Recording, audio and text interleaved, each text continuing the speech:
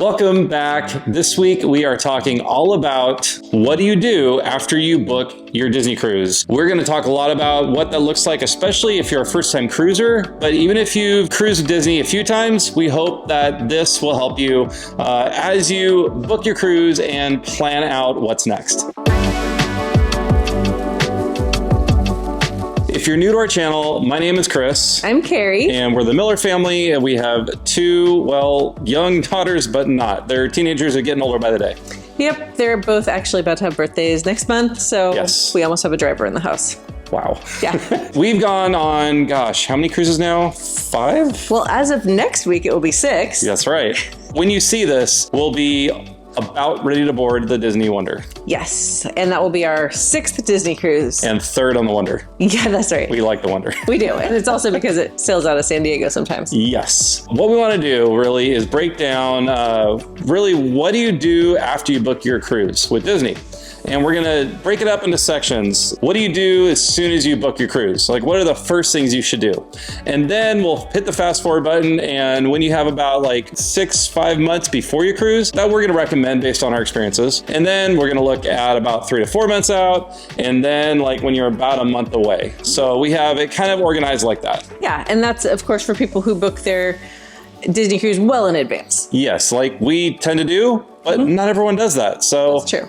Still, I think might be helpful to watch this because you may have to just do this faster. Yeah, you would just adjust the timelines. Exactly. If you just booked and you're sailing in a month. Yeah. So you ready? Yes. All right, let's go. So the first category is what do you do right away as soon as you book your cruise? If you don't have a travel agent, we really encourage you to consider getting a travel agent if you haven't already had one to book your cruise through, because you have 30 days from the day you book your cruise to transfer it to a travel agent, and they can really help you. They can offer you free onboard credit. Many of them do, at least. Yeah, they're incredibly helpful. Yeah. We are not travel agents, by the way.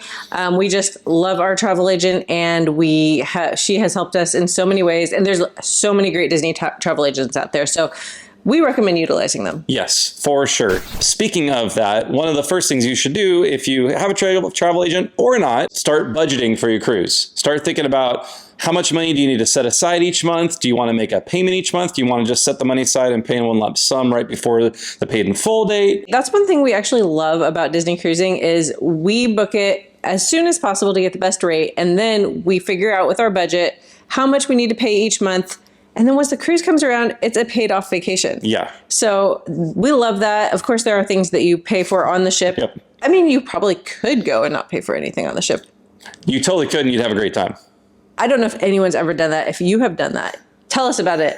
That would be really interesting to hear. If you've already done this, great. But if not, add prepaid gratuities to your plan, I guess, you have set up with Disney or your travel agent. Yeah. And that's just another way to budget so that once it comes around, this is all taken care of. Yeah. And of course, we love to tip above and beyond in cash, but just to have the basic gratuities paid for, it's fantastic. Next, research and potentially add transportation to the ship. You can add Disney transportation to your Disney bill. Whatever you set up with your payment options through Disney, you can add Disney transportation. There's also so many options outside of Disney transportation that are also really affordable. So you just got to figure out what's right for you and your family. Sometimes I feel like we are like planes, trains, and automobiles. Like we have so many different kinds of transportation because we do also try to do the budget thing and we try to find the best option. We like the most flexibility. So it is good to know that you don't have to use the Disney. Actually, we've never used the Disney transportation. We've never used it. That doesn't mean we never will. It's just that we like to know what all the options are. Yeah, most of the time, honestly, I think we've rented a car or used like Lyft or something like that. It's depended on the port. Yep. And I mean, one time we got the limo. That's true. From the Hard Rock Hotel Universal. Yeah. That was amazing. Yeah, the girls were a big surprise for everyone. Blown away. Yeah. So much fun. And then next, consider adding travel insurance to your itinerary, to your bill, to your plans. We made a video recently about that. Yeah. So, I mean, there's just like transportation, there's a lot to think about, a lot to consider. And so, yeah, we put a video together for you and we'll have it linked here so you can check it out. Next thing we recommend is to create like a checklist with dates and all that kind of stuff. So you can furiously write down a checklist as we're talking throughout this video, I guess, or just come up with your one on your own. I mean, I love lists. I mean, some people make Excel spreadsheets, some people put it in their calendar, some people have a pen and paper. There's all different ways to do it, but it is good to have a list of what you need to do and when, and maybe some reminders in your phone. Another thing you can do, we highly recommend this one, especially if you're a first-time cruiser, is to join your cruise Facebook group. Yeah, we have had some really fun experiences with getting to know people on our cruise Facebook group. And the funny thing is, I think the most fun group we had was for the cruise that didn't sail, which was supposed to be our first Disney cruise. Yep. But it was March of 2020. So of course it got canceled. But we all got really, I mean, close is not the right word, but trying to figure out, is it going to happen? Is it not going to happen? I know. And we've actually remained friends with some of the people in that group. I met some of them. Yeah. I met my friend Chad, and we've done podcasts with him before. We've met our friend Maria, who like in Disneyland, and then Tammy, we've stayed connected with her as well. And they were all like big parts of that cruise group. I know. The group is great because you can ask any question and somebody will answer for you. What you do is you search in Facebook groups under the name of your ship and the sailing date, and you should be able to find your group. Start thinking about what you want to do on the ship. Maybe what are some excursions or port adventures you want to do? Yeah, and they might even think I have no idea what there is on the ship. I don't know what kind of port adventures. And I think that's where YouTube comes in super handy. Actually, that's how we started our channel, was by watching other YouTube channels who did Disney cruising. What's a vlog? Yeah. And we loved watching them. They got us so excited for our cruise. But you can look for specific, especially the port adventures, because we have made our decisions about which port adventures we want to do based on watching other people's experiences. And some we've even canceled because we realized after watching it, like, our kids are not going to like that. Yeah. We definitely recommend looking around on YouTube, just Googling or putting in the YouTube search terms some specific things you want to look for. And you can get ship tours, you can get first day on the ship, restaurants, all kinds of good stuff. You can actually go on Disney's website, Disney Cruise Line's website, and see what are the typical port adventures. Even if they're not ready to be shown for your specific cruise, you can see a lot of the typical port adventures that they do offer on itineraries like the one you have booked. Maybe we forgot to mention, we were talking about asking your cruise group and looking in YouTube, but you can also, if you have a travel agent, you can ask them any of the questions that you have, and they are fantastic with that. And the last thing we want to say in this section of what to do as soon as you book your cruise is start thinking through your travel documentation, whether that be passports, whether that be birth certificates or certified copies of birth certificates, whatever you're going to need for your cruise. Yeah, and it really depends on what kind of cruise you're doing and from where and to where. So you'll need to do a little research, but it's always good to have a passport. And with a passport, if you don't have one yet, you want to get that started as soon as possible. You can pay extra to get it expedited, but why pay extra if you have plenty of time? And if you plan ahead, you don't got to worry about that. One other thing you might consider, you can always add TSA PreCheck to your flight profile. Yeah, I don't really know what to call that, but we love TSA PreCheck. We've had it for 5 years, and it just helps us get through security faster. Yeah, and you do that by just searching TSA PreCheck, and there are a few different ways you can do that, I think. There's also a lot of credit cards that will reimburse you for that. So that's another benefit of our travel credit card that I'm always talking about how much I love, but I just remembered that one too. I need to get a drink for my coconut pineapple Good and Gather sparkling water. Coconut pineapple, trying to get in my tropical flavored drink mood. We're not sponsored. They're just, we like these. They're from Target. They're from Target, and honestly, I love trying to find ways to save calories, especially right now. Since we're going on a cruise, we're saving all. I was somewhere this morning, there were scones, and they're like, why do you want a scone, Carrie? I'm like, I'm saving all my calories for the cruise. Lindsay made brownies last night. That one was hard. Yeah, that was hard. Back to our topic. We are going to be looking at what to do around, 5-6 months out, around that time frame. And the first thing for that one is start researching hotel options and maybe transportation to and from your airport, and also airlines. Do you need to buy airline tickets to get to the port, or are you going to drive from home? All those things. Where are you going to park if you drive from home? Yeah. Lots to think about. And then hotels. Yeah, hotels. Where are you going to stay? Because one thing that you have to do is what?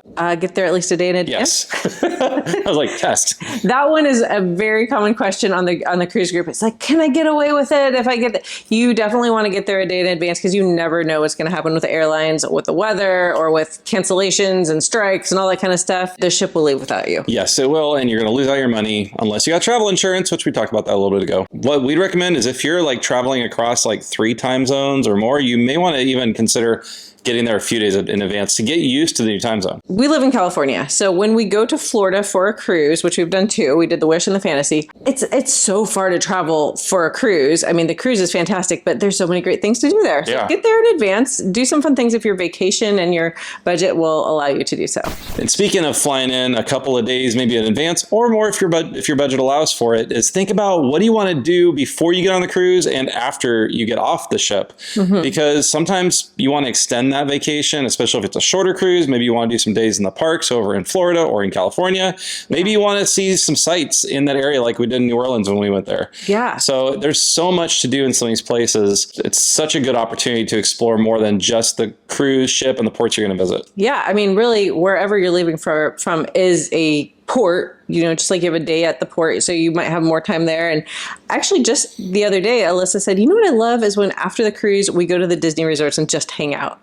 And I was like, oh, I'm so glad you love doing that. And so with that in mind, that's another reason it's good to know whether you're going to rent a car, because you could leave your luggage in it. In New Orleans, we got a kind of like a locker where you pay to leave your luggage somewhere. There's so many things to think about. So start thinking about it ahead of time and then ask questions in your cruise group and people will help you out. The last one in this category, this one's a shorter one, is start researching and looking up ideas for fish extenders or pixie dusting or cruise decks if you want to do anything like that while you're on board the ship. So if you haven't heard of fish extenders, basically like kind of a gift exchange on board. It is not at all required. It's a fun thing that some people do.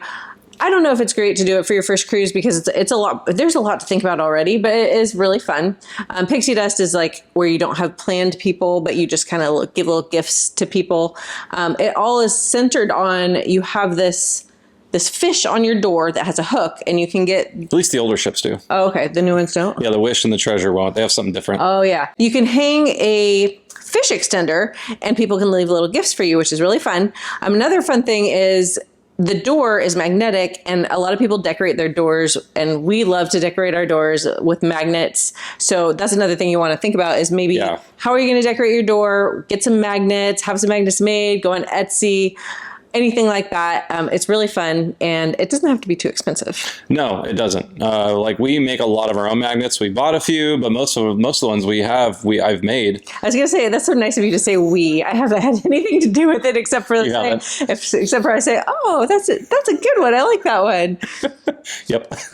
On to the next section, and this one is when you're about 3 to 4 months out. And I say 3 to 4 months because the first one I'm going to talk about is paying in full for your cruise, paying your final bill, the one that hurts, depending on how expensive your cruise is. And by the way, I believe paid in full dates are different for each Castaway Club level because what comes right after that is your booking window opens up. And that's when you can start booking activities and like port adventures. Yeah. Probably the most popular one I would say is Palo Brunch, right? Yeah. I mean, that's one of the most popular ones. We do have one vlog, Palo Brunch versus Dinner. So you can learn a little bit about that. All kinds of fun things to do on the ship. You can do tastings, like champagne tastings, tequila tastings. I mean, it's not all alcohol, is it? Oh, yeah, it is. Yeah, it's all alcohol.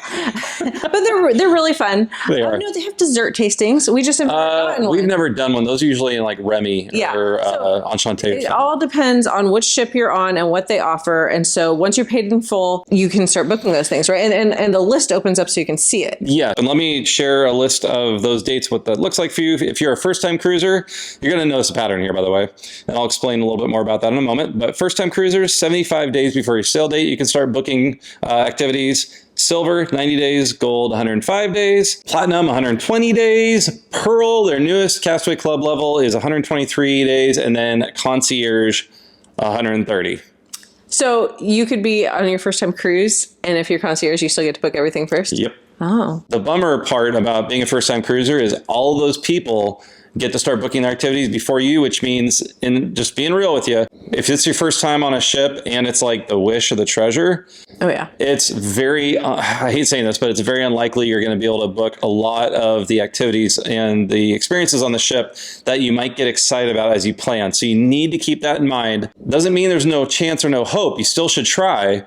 But things like Palo Brunch or certain excursions. Boppity Boutique. We've never done that. Our girls have been too old. I was in the bippity boppity. No, I'm just kidding. I mean, there's some things that people really want to do, and it's a bummer when you can't do it. You can still put a request in when you get on board, but you could also save all kinds of money. That's true. If you can't book those things. And I mean, honestly, there's so many things to do that are included on the ship. And you will still have a great time if you don't get those. You will. But that is probably one of the more common disappointments I read on our Facebook cruise groups is people who are going on the first time on their Disney cruise. They express their disappointment in that there's nothing, everything's sold out. But you should keep checking because sometimes they open up.